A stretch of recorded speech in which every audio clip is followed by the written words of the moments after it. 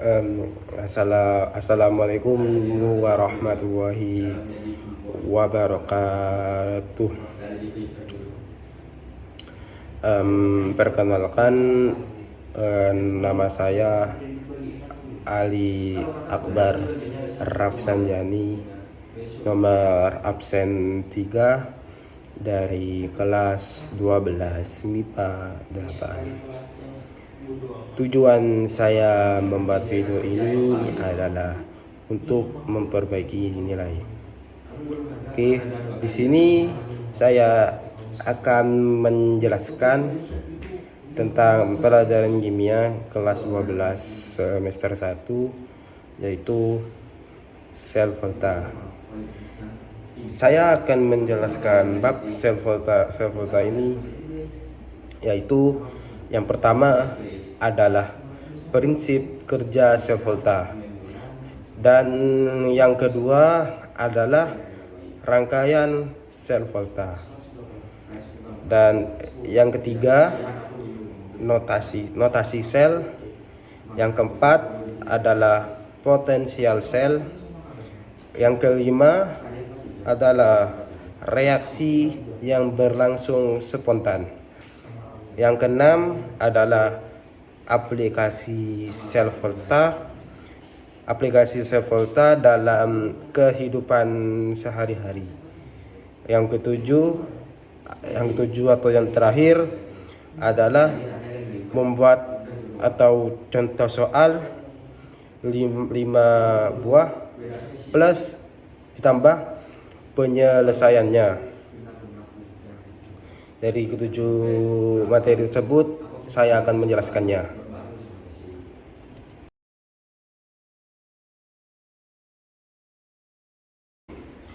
Oke, yang pertama adalah pengertian dari sel volta. Pengertian dari sel volta yaitu sel galvani atau disebut juga dengan sel volta adalah sel elektrokimia yang dapat menyebabkan terjadinya energi listrik dari suatu reaksi redoks yang spontan.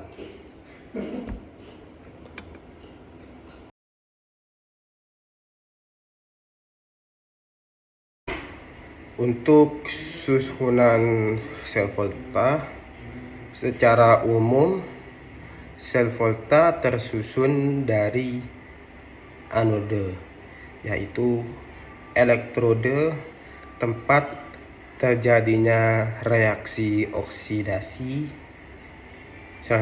Sedangkan katode yaitu elektrode tempat terjadinya reaksi reduksi. Yang selanjutnya adalah elektrolit, yaitu zat yang dapat menghantarkan listrik. Rangkaian luar yaitu kawat konduktor yang menghubungkan anode dengan katode. Jembatan, yaitu selanjutnya adalah jembatan garam, yaitu rangkaian dalam yang terdiri dari larutan garam. Jembatan garam memungkinkan adanya aliran ion-ion dari setengah sel anode ke setengah sel katode, dan sebaliknya, sehingga terbentuk rangkaian listrik yang tertutup.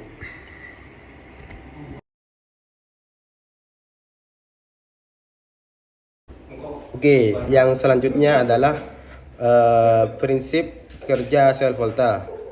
Untuk prinsip kerja sel volta yaitu adalah reaksi redoks spontan memerlukan sepasang elektrode sebagai tempat terjadinya reduksi dan oksidasi.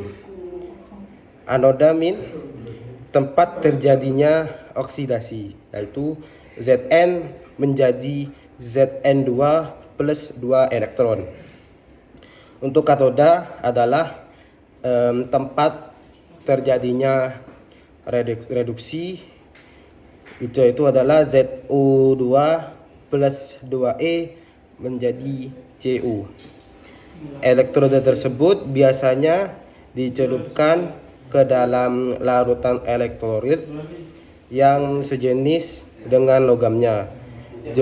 Jembatan garam dibutuhkan untuk menjaga sejenis dengan logamnya. Jembatan garam dibutuhkan untuk menjaga keseimbangan muatan antara kedua kompartemen. Beda potensial sel yang dihasilkan dapat diukur ketika kedua elektrode dihubungkan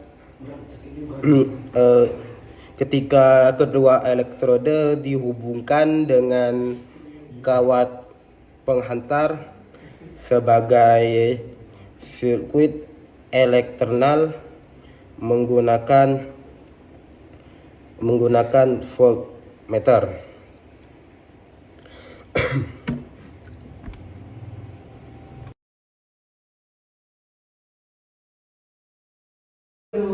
Yang selanjutnya yaitu adalah rangkaian sel volta. Untuk rangkaian sel voltanya seperti ini. Yang sebelah kiri itu ada airan anion yang terdiri dari NO3-, NO2-, dan Zn3-. Untuk sebelah kiri itu ada anoda Zn, itu bisa ditulis dengan Zn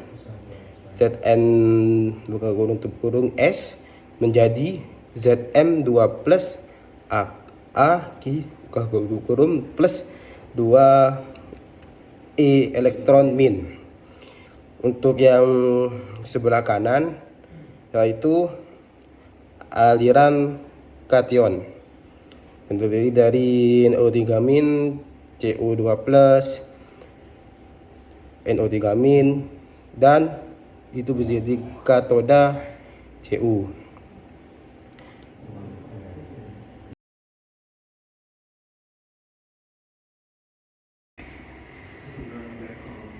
Untuk yang selanjutnya adalah notasi sel volta, yaitu adalah anode min tempat terjadinya oksidasi. Jadi Zn itu menjadi Zn2 plus 2 elektron. Untuk peraturannya adalah logam anoda, ion katoda, logam katoda, atau bisa disebut dengan Cu2+, Zn2+, Zn. Nah, Cu itu adalah logam anoda, Cu2+ yaitu adalah ion anoda, Zn2+ itu adalah katoda, dan Zn itu adalah logam katoda. Yang selanjutnya adalah katoda yang ditambahkan dengan plus, yaitu adalah tempat terjadinya reduksi Cu2 plus 2 elektron menjadi Cu.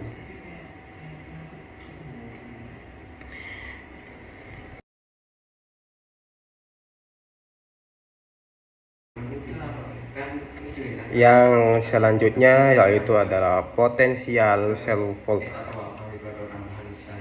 Diagram sel anoda ion katoda Zn, atau bisa dilambangkan dengan Anoda itu adalah Zn, ion itu adalah Zn2+,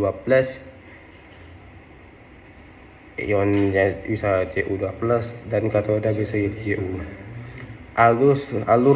Arus listrik mengalir dari kutub plus menuju kutub min. Potensial sel iosel yaitu iosel sama dengan io katode min io anode sama dengan io reduksi min io oksidasi.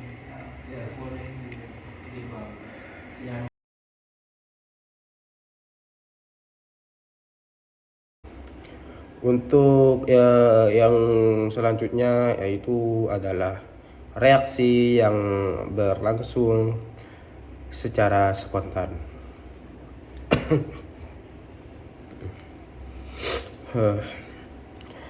Diketahui dua elektroda sebagai berikut.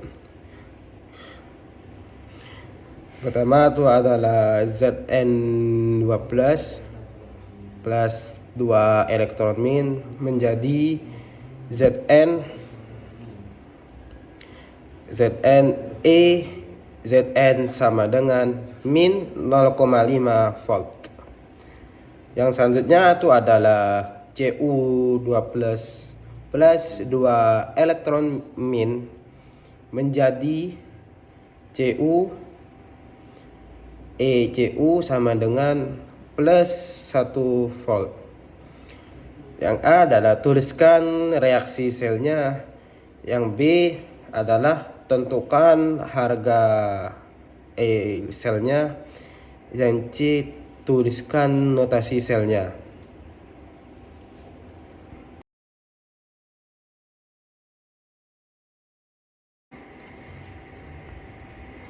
Untuk yang A, untuk hasil reaksi selnya yaitu adalah Cu2 plus Zn menjadi Zn2 plus 2 elektron.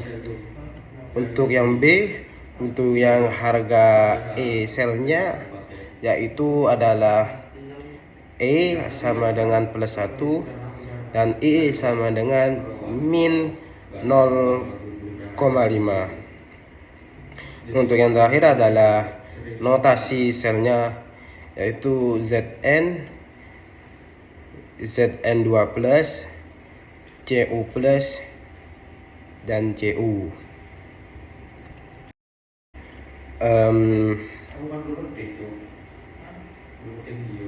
Yang selanjutnya yaitu adalah aplikasi sel volta dalam kehidupan sehari-hari.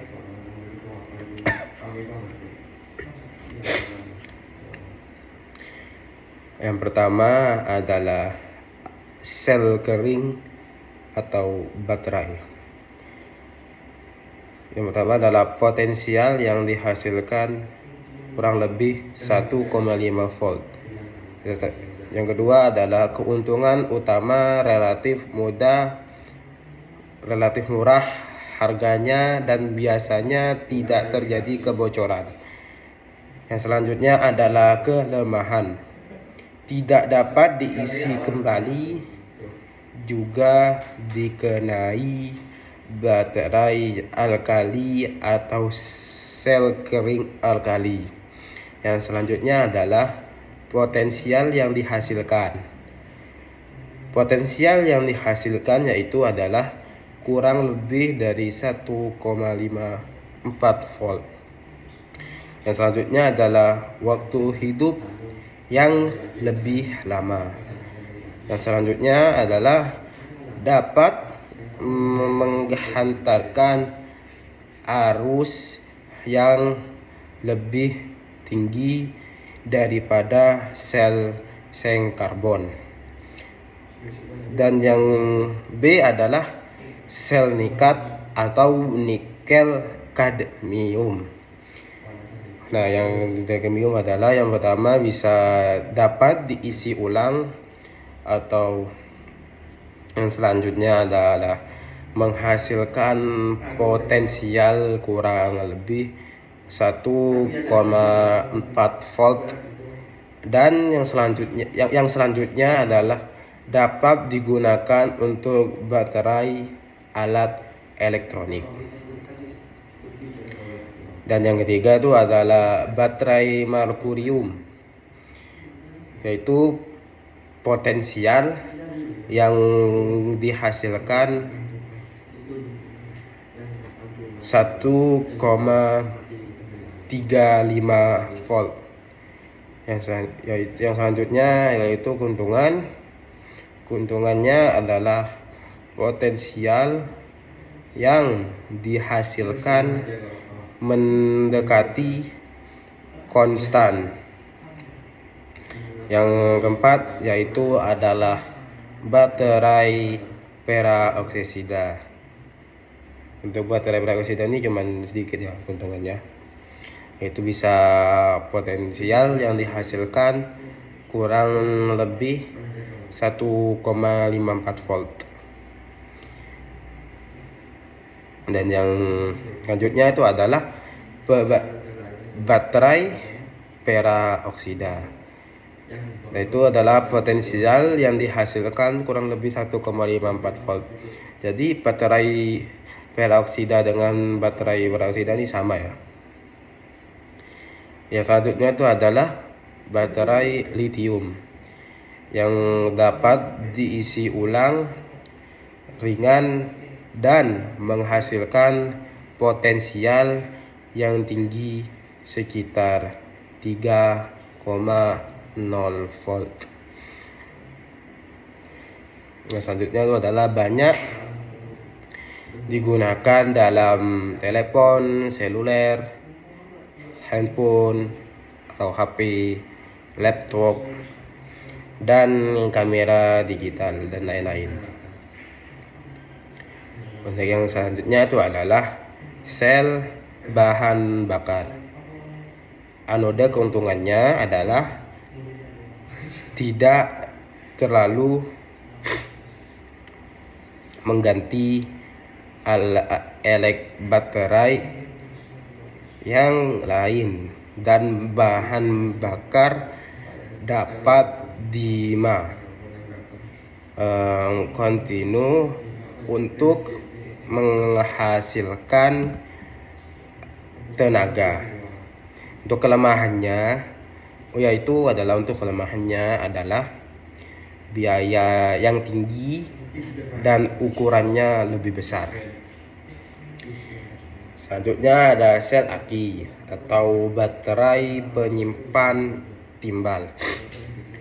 Untuk itu sel sekunder atau rechargeable itu potensial yang dihasilkan tiap sel plus yaitu 2 volt, yaitu adalah PB sebagai anode, ABO sebagai katode, dan HSO sebagai elektrolit.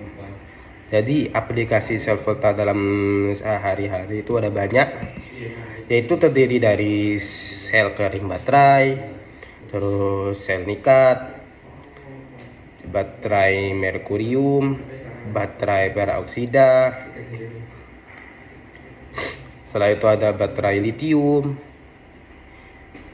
ada sel bahan bakar, dan sel aki. Jadi itu untuk aplikasi sel volta dalam sehari-hari itu kurang lebih ada 7.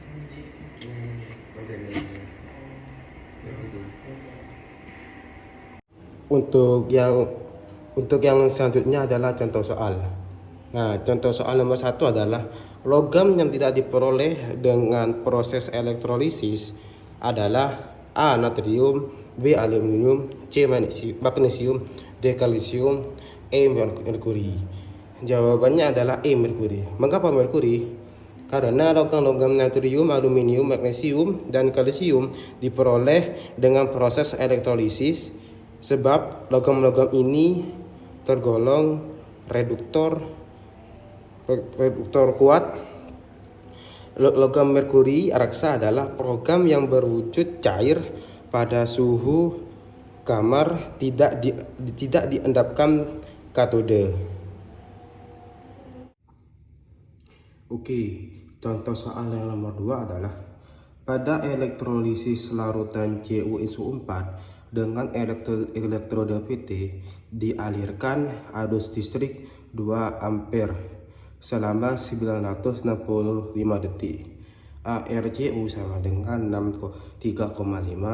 Maka banyaknya logam tembaga yang dihasilkan berapa mg? Jawabannya itu adalah B, 635,0. Mengapa B? Maka pembahasan seperti berikut.